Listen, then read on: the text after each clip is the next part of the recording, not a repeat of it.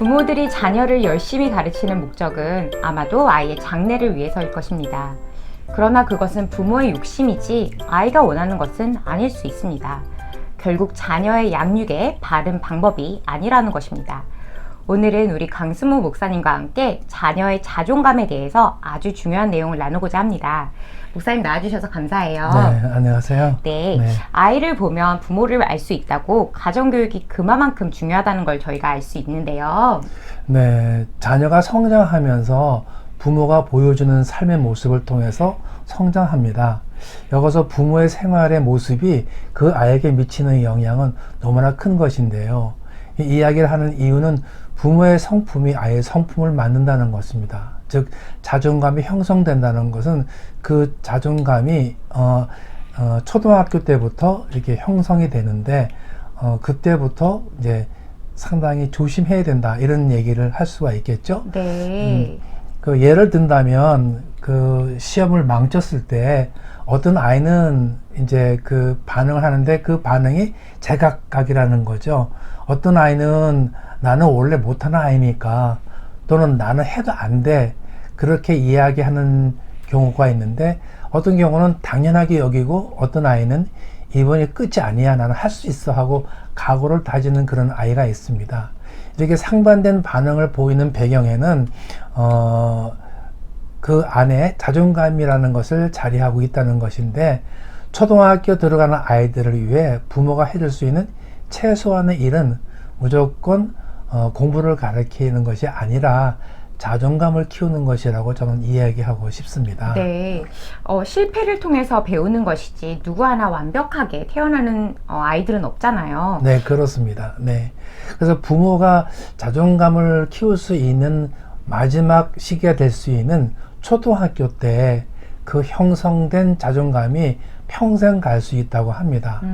그래서 자존감이 높은 아이란 안정적인 자세로 자신을 바라볼 줄 아는 아이고 또 공부를 못해도 기죽지 않고 잘해도 의시되지 않는 아이, 즉 행복하고 단단한 마음을 지녀서 쉽게 무너지지 않는 아이를 뜻합니다. 네, 그래서 초등학교 때 이 아이들의 자존감을 형성을 해주려면 부모님들이 바쁜 시간을 쪼개서라도 아이와 충분한 대화를 꼭 해야만 하겠네요. 네, 그래서 이제 세상에서는 이 자존감이라고 하는 거를 특별하게 제목을 만들어서 이제 연구하고 있지만 사실은 2000년 전서부터 성경은 그것을 이미 가르쳐 주고 있었다는 거죠. 네. 그래서 이미 이제 그 성경에 보게 되면 어린이를 존귀 여기고 사랑해 줘야 할 것을 가르쳐 주셨거든요. 예수님께서 어린아이들이 우리의 꿈이고 또 미래고 또 자랑이라는 것을 예수님은 말씀을 하셨습니다.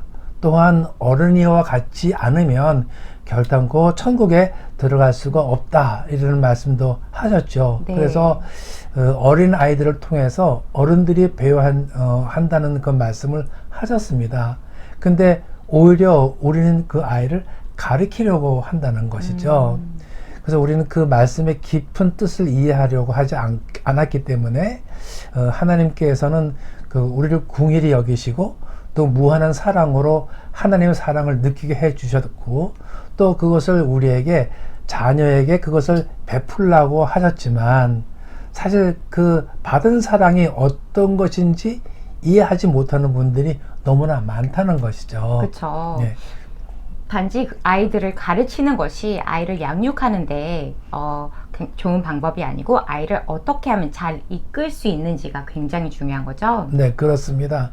그래서 하나님께서는 베푸시는 사랑이 곧 자존감이라고 이야기를 하고 계십니다. 네. 이 자존감이 높은 것과 낮은 것의 차이에 따라서 아이의 성품을 이렇게 나눌 수가 있는데요. 어떤 문제가 생겼을 때 아이의 반응이 세 가지로 나타날 수가 있습니다. 어떤 아이는 비판을 하고 어떤 아이는 설득을 합니다. 그러니까 거짓말을 한다는 얘기죠. 또 어떤 아이는 공감을 합니다. 아, 그렇구나. 그래서 즉 엄마가 공부를 하라고 할 때 어떤 아이는 왜 하기 싫은 공부를 하라고 하지? 이제 이렇게 비판적인 얘기를 하는 경우가 있고요. 그 다음에 두 번째는 알았어, 요거만 하고 조금 있다가 할게. 이건 뭐예요? 핑계를 하는 거예요. 결국은 그것을 그때 하고 싶지가 않기 때문에 핑계를 대는 거죠. 무조건 하겠다 그러고. 근데 세 번째 아이는요, 알았어요, 할게 하면서 바로 공부를 한다는 겁니다. 여러분들은 이 세 가지 중에 어떤 아이를 원하십니까?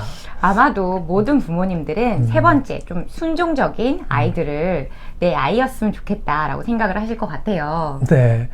근데 어떻게 하면 아이들이 스스로 공부할 수 있을까를 생각하기 전에 할 수도 있도록 하면 부모님과의 관계가 회복되어야 됩니다. 요즘 뉴스에 쉽게 볼 수 있는 것이 아이들의 학대잖아요. 네. 그래서 이것을 무시하는 가정들이 많아지는 것 같은데, 며칠 전에도 오죽하면 학대처벌법이 결정되었는데요. 어떻게 보면 이 법이 앞으로는 가정을 더 어렵게 만들어질 거라는 생각도 들어요. 네, 맞아요. 네. 보호하기 위해서 만든 법이 결코 그 보호라는 울타리 안에서 우리가 생각하는 그런 보호가 이루어지지 않을 때가 있고 악법으로 작용을 하는 경우가 있더라고요. 그렇죠. 그러니까 우리나라의 뭐 국민성이라고 얘기하면 좀 내가 너무 건방진 얘기를 하고 있지만, 대부분에 하게 되면 자기한테 유리한 것만 사용을 하는 그런 습관들이 있기 때문에 아이들도 부모님이 뭐라 하게 되면 무조건 고발을 한다고 쳤을 때 이제 부모가 자녀의 관계는 남남관계가 될 가능성이 있다는 거죠. 그래서 이런 법은 사실상 쉽게 결정한 게 아니라, 아니면은 구체적인 디테일한 거를 좀 이렇게 법 안에 다 집어넣어서 이걸 잘 분리를 하는 그런 법이 만들어졌으면 좋겠는데, 아마도 건마다 법이 바뀌어져야 되지 않을까 하는 생각이 듭니다. 네. 그러면 우리 아이가 자존감이 높은지 혹은 자존감이 낮은지를 어떻게 하면 알 수 있을까요? 네, 그거는 사실상 뭐 어렵지는 않죠. 부모님이 관심만 있으면 몇 가지의 반응을 통해서 알 수가 있습니다.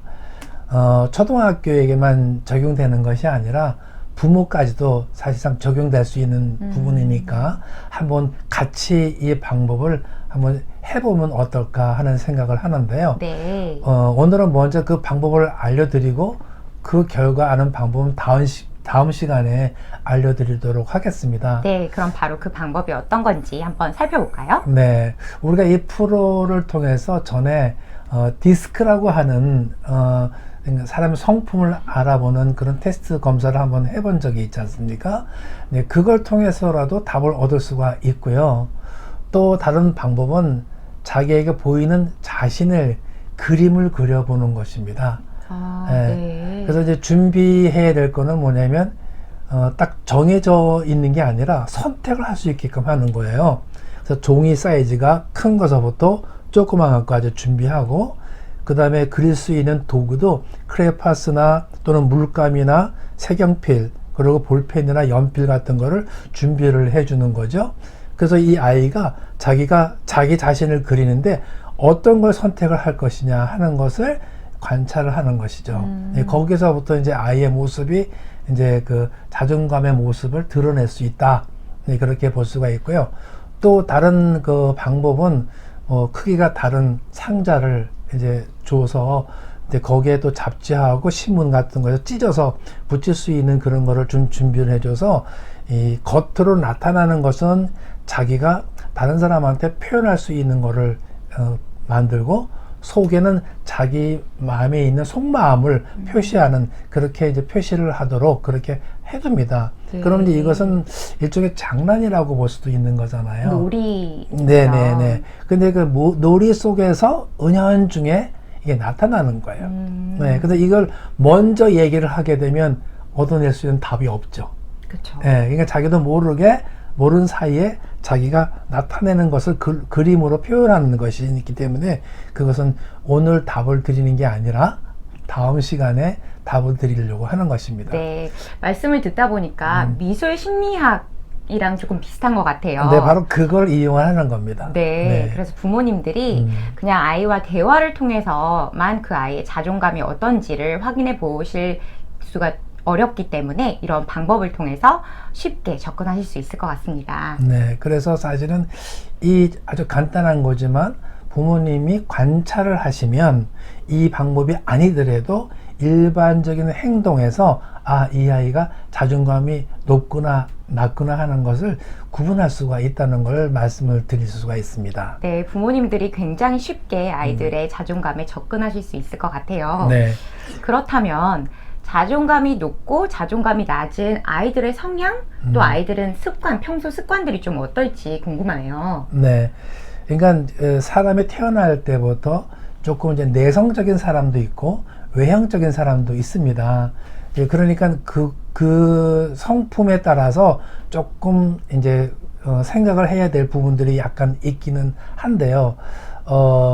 자존감이 낮은 아이는 주로 비판하기를 좋아해요. 그리고 두려워하는 거를 듣는 것을 두려워합니다. 그래서 이제 비판을 받으면 가만히 있지 못하죠. 분노를 표현을 하는 겁니다.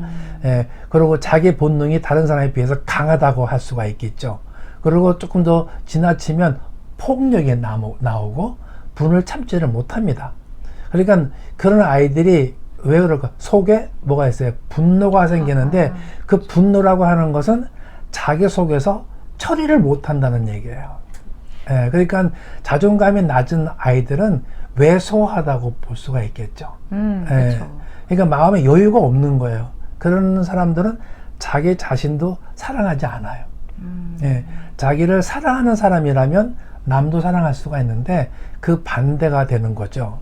그래서 이제 이런 행동은 가정뿐만 아니라 그 친구들하고 사이에도 그렇습니다. 그러니까는 어떻게 보게 되면은 왕따를 시키지 않았는데 왕따를 당하는 것처럼 왜소한 아이가 있죠.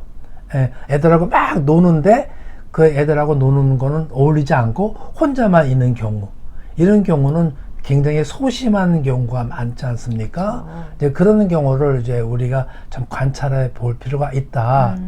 그리고 또한 또 잘못된 일이 있으면은 그거를 자신 있게 털어놓지를 못하는 거예요. 그래서 숨기는 거죠. 그래서 아까 처음에 말씀드렸지만 학교 시험을 봤는데 잘못 봤어요. 그러면 우리 옛날 같으면 그런 경우가 있잖아. 시험 문제 바꿔가지고 점수를 틀리게 해갖고 엄마한테 네네. 보여주는 그런 경우도 있고. 성적표 조작. 뭐 통지표 그것도 이제 바꿔놓고. 그게 뭐냐면 부모님한테 욕을 먹을 것 같으니까 미리 자기가 이제 방어를 하는 거 아니에요? 그러니까 자신이 없는 거예요. 근데 이게 이제 자존감이 낮은 아이의 행동이라는 거죠. 근데 자존감이 높은 아이는 뭐 점수가 나쁘면 어때? 이렇게 배짱이 있는 거예요. 그러니까 부모하고 어떻게 보게 되면 넉살 좋다. 근데 그 아이들은 속에 남는 게 없어요. 네네. 그러니까 그런 것들이 행동을 통해서도 얼마든지 이렇게 표현하기 때문에 부모님들이 잘 관찰하시면 이걸 알 수가 있다는 거죠. 네. 근데 부모님들이 조금 궁금해하실 게 아까 자존감이 낮은 친구는 비교적 조금 왜소하다고 하셨었잖아요. 근데 그게 아이의 그 정말 왜소한 성격을 얘기하는 건지 아니면 왜소한 체격을 말씀하시는 건지를 조금 궁금해하실 수도 있을 것 같아요. 네. 그러니까 체격과 뭐 성품, 그러니까 어렸을 때부터 얘는 너무 순하게 컸어요. 이렇게 얘기하잖아요. 근데 그렇게 순한 거하고 자존감이 낮은 거하고는 다릅니다. 그러니까 그거를 우리가 구분을 잘 하셔야 되겠죠. 그러니까 이것은 이제 뭐냐면, 부모님 스스로가 먼저 아실 수 있습니다. 왜 그러냐면, 이 부모님들이 어렸을 때 그 후에 부모님들로부터 어떻게 양육을 받았느냐 하는 것이 굉장히 큰 영향을 끼친다는 거죠. 그렇죠. 그래서 이 어떤 테스트 한번 해본 거 보게 되면 그 어머니가 어렸을 때 부모님으로부터 잔소리를 많이 듣고 앉혀서 하고 잔소리하고 공부하라는 얘기만 듣고 이렇게 했던 어머니는 이 속에 상당히 위태해진 거죠. 상처가 많겠죠. 그러니까 자존감이 낮아진 거예요. 모든 일에 자신감이 없는 거예요. 근데 그것이 아이한테 가니까 어떻게 표현되냐 하게 되면 아이하고 친구들이 놀러 왔어요. 근데 집안에서 노는 건 좋은데 애들이 바깥에 나가서 놀 수도 있잖아요. 근데 얘네들이 조금 더 멀리 가기 위해서 버스를 타고 좀 멀리 가기로 했대요. 근데 이제 이 아이는 그냥 가면 될 텐데 어쩌면은 엄마한테 물어본 거예요. 근데 엄마가 노했어요. 엄마한테 왜 노했냐 했더니 두려워서 아이를 풀어놓지를 못한다는 거야. 그렇죠. 그러니까 끼고 있는 거잖아요. 일종의. 그러니까 이 아이는 모든 것이 엄마의 손 안에서만 움직이는 거예요. 네네. 예, 바깥을 볼 수가 없는 거죠. 그러니까 소극적인 아이가 되는 거죠. 그렇네요. 네. 정말 보호라는 그 명분 아래에 음. 우리 아이가 확장이 될 수 있는, 성격의 확장이 될 수 있는 그런 기회를 어떻게 보면 뺏고 있을 수도 있는 거네요. 그렇죠. 그러니까 우리가 아이들에게 사랑한다고 하면서 사랑이 아니라 이거는 억압이에요. 아, 네. 네. 그러니까 또 이 아이들이 나이에 비해서 우리가 빨리 이제 공부를 가르쳤잖아요. 유치원 다닐 때 영어도 가르치고 막 그랬는데 이 아이들이 좋아서 배우는 아이하고 싫어서 배우는 아이가 차이가 있습니다. 그러니까 엄마가 가라고 하니까 엄마한테 야단 맞고 엄마한테 미움받지 않으려고 가는 거예요. 그러니까 가니까는 이 아이는 거기서 공부를 하겠나요? 하나요? 못 한다는 거죠. 그렇죠. 네. 근데 그러니까 그것을 또 우리가 보면은 요즘 이런 경우가 많죠.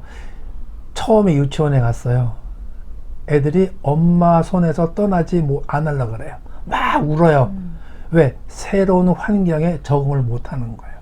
이게 자존감이 낮은 거죠. 네.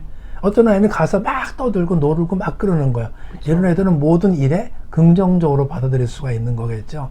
이렇게 이제 우리가 구분할 수가 있다는 거죠. 네, 그래서 우리 아이가 만약에 자존감이 낮거나 혹은 자존감이 높을 때 그 모든 것에 대한 책임을 아이가 왜 저럴까 하고 아이의 시각으로 바라보는 것이 아닌 먼저 부모님 자신부터 한번 나는 어떤 사람인가를 알아보는 것도 굉장히 좋은 방법인 것 같습니다. 네. 부모님 혼자 자녀를 양육하기란 결코 쉽지 않는 일인 것 같습니다. 그렇다면 저희가 이 사회에서 자녀를 잘 양육해 줄 수 있는 방법들 혹은 위탁할 수 있는 그런 방법들이 있을 것 같은데요. 우리 다음 시간에는 목사님과 함께 그 위탁할 수 있는 방법들에 대해서 한번 더 자세히 나누어 보도록 하겠습니다. 네. 좋은 부모 되기란 결코 쉽지 않지만 저희 프로그램과 함께 하시면서 더욱더 나은 부모님이 되도록 함께 달려가 보시면 좋을 것 같습니다. 지금까지 시청해주신 여러분 감사합니다. 다음 시간에 뵙겠습니다. 네, 안녕히 계세요.